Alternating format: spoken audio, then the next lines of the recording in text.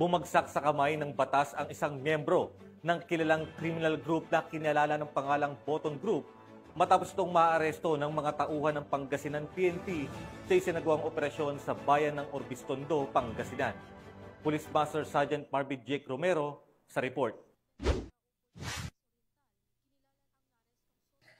Madang alas 5 ng hapon, isinagawang operasyon sa Barangay Poblacion Orbistondo, Pangasinan sa pinagsanib pwersa ng Police Intelligence Unit Pangasinan PPO at iba't ibang unit ng kapulisan na nagresulta sa pagkakaresto ng suspect na kinilalang si Jason, 49 taong gulang at residente ng Sitio Bunol, Barangay Dalanggiring, Orbistondo.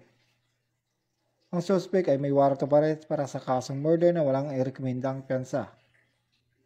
Ang suspect ay membro ng target listed criminal gang na Boton Group na sangkot umano sa gun for hire, robbery hold-up at iba pang illegal na aktibidad sa 1st District ng Pangasinan.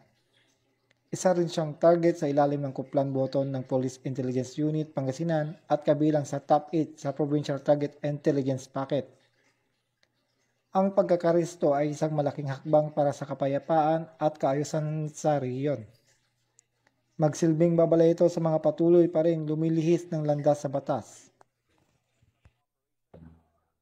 Mula dito sa Ilocos Region, ako ang inyong PNN Correspondent, Police Master Sergeant Marvin Jake Romero, alagad ng batas, taga-taguyod ng Balitang Pulis.